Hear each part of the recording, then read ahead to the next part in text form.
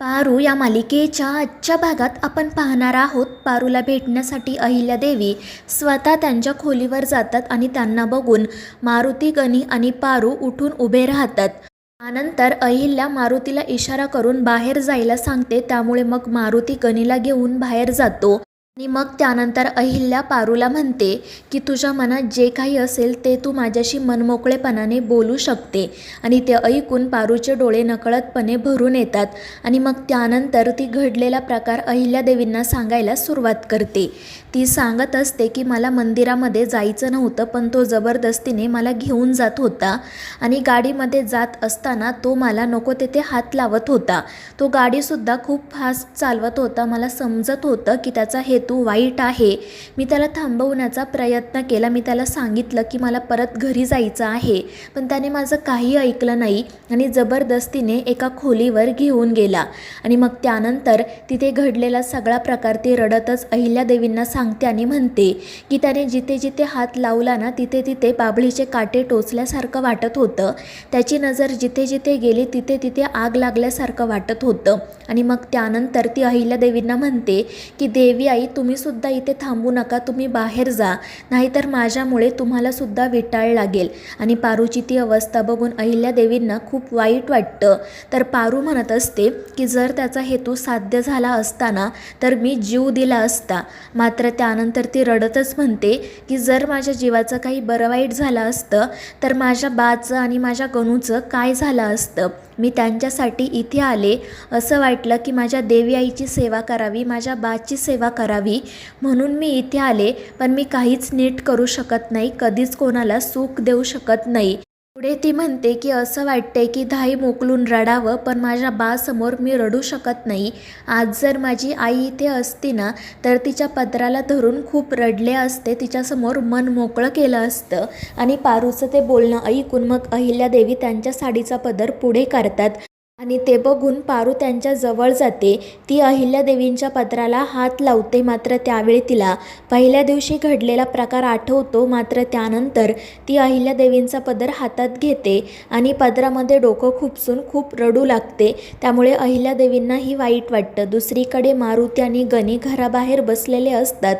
मारुती पारूच्या आईची माफी मागत म्हणत असतो की तू मोठ्या विश्वासाने तुझ्या पोरीची जबाबदारी माझ्यावर सोपवली, पण मी ती जबाबदारी नीट नाही पार पाडू शकलो. मी तुझा विश्वासघात केला. आज फक्त माझ्यामुळे आपल्या पोरीची ही अवस्था झाली आहे. आणि तो रडू लागतो. तितक्यात आदित्य त्या ठिकाणी येतो.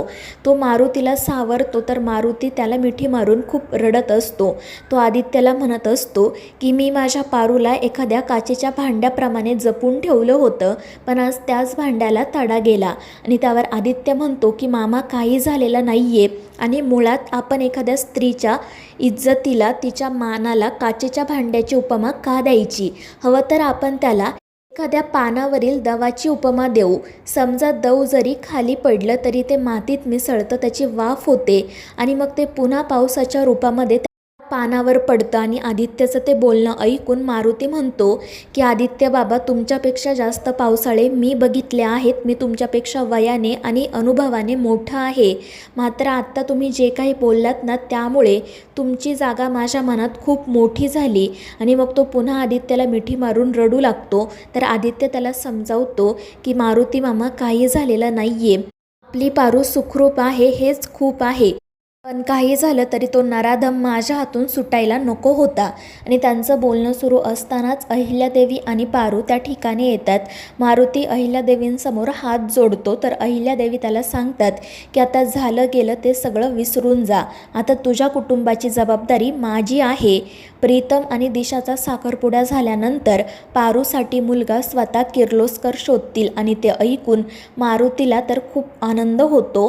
तो अहिल्यादेवींचे आभार मानतो. तर अहिल्यादेवी म्हणत असतात, पण या सगळ्यामध्ये किर्लोस्करांच्या घराची शिस्त बिघडता कामा नये. आता उद्यापासून प्रत्येकाने आपापल्या कामाला सुरुवात करा. हा दिवस तुमच्या आयुष्यात कधी उजाडलाच नाही असं समजा. आणि त्यावर पारू मारुती हो म्हणतात. आणि मग अहिल्यादेवी आणि आदित्य तेथून निघून जातात. तर पारू रडतच मारुतीला मिठी मारते. तर दुसरीकडे दामिनीला सतत दिशाने तिचा केलेला अपमान आठवत असतो आणि ती स्वतःच्याच थोबाडीत मारून घेत असते. तितक्यात मोहन तिथे येत हसतच म्हणतो की अरे हे काय, चामडी किती जाड झाली आहे हे बघतेस की काय तू. आणि त्यामुळे दामिनी त्याच्याकडे बघत असते. तर मोहन हसतच म्हणतो की डोळ्यांचा सुद्धा व्यायाम सुरू आहे वाटतं. आणि मग त्यानंतर तो दामिनीला काय झालं आहे ते विचारतो. तर दामिनी रडतच म्हणत असते की दिशा कोण समजते स्वतःला, आज तिने माझा किती अपमान केलाय माहिती आहे का तुम्हाला. आणि त्यावर मोहन म्हणतो की ती या घरची होणारी भावी सून आहे. तर दामिनी म्हणते भावी सून ना, अजून झाली तर नाही, पण मी या घरची सून आहे. आणि मग त्यावेळी मोहन तिला सांगतो की मी तुला एक सल्ला देतो, आपली नियत चांगली ठेवावी म्हणजे कधीच स्वतःचा थोबाड फोडून घेण्याची वेळ येत नाही. आणि मग पुढे तो दामिनीला हे सुद्धा म्हणतो की आत्तापर्यंत मी तुझी पाठराखण केली म्हणून तू किर्लोस्करांच्या घरात टिकून आहे हे लक्षात ठेव. आणि आपल्याला देवाने सगळं काही चांगलं दिलं आहे, या घरातील सगळी माणसं चांगली आहेत, उगाच त्यात मिठाचा खडा टाकू नको. आणि तो तेथून निघून जातो. तर दामिनी रडतच म्हणत असते की मी मिठाचा खडा आहे का, मिठाचा खडा तर ती दिशा आहे. आणि तिला आता एखाद्या खड्याप्रमाणे मी या घरातून कसं उचलून बाहेर फेकून देते तेच बघा. त्यानंतर अहिल्या प्रीतम, मोहन, आदित्य आणि श्रीकांत या सगळ्यांना बोलावून घेते आणि त्यांना सांगते की मी मारुतीला शब्द दिलाय की प्रीतम आणि दिशाच्या साखरपुड्यानंतर किर्लोस्करांची जबाबदारी असेल पारूसाठी मुलगा शोधायची. आणि ते ऐकून सगळेच जण खुश होतात. तर अहिल्या सगळ्यांना सांगते की आपण व्यवस्थित जबाबदारीने हे काम करायचं आहे. आणि त्यावर सगळेजण आनंदाने हो म्हणतात. त्यानंतर मग श्रीकांत प्रीतमचं कौतुक करत असतो.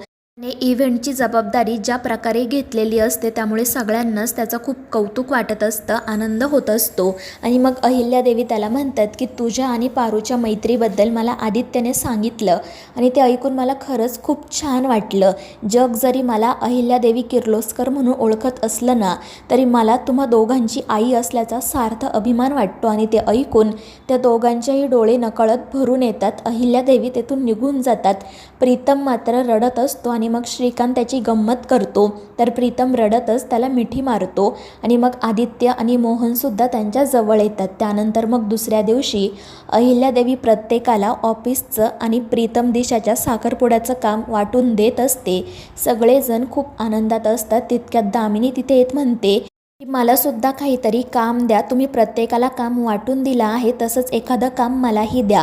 पण तितक्यात प्रीतम त्या ठिकाणी येतो. त्याचा चेहरा पडलेला असतो आणि त्यामुळे सगळ्यांनाच आश्चर्य वाटतं. आणि मग अहिल्यादेवी स्वतः त्याच्याजवळ जात विचारतात की काय झालं प्रीतू, तुला कशाचं टेन्शन आहे का. मात्र त्यावर प्रीतमला काय उत्तर द्यावं तेच सुचत नाही. तर मित्रांनो, या मालिकेच्या पुढील भागांच्या अपडेटसाठी आपल्या चॅनेलला सबस्क्राईब करा.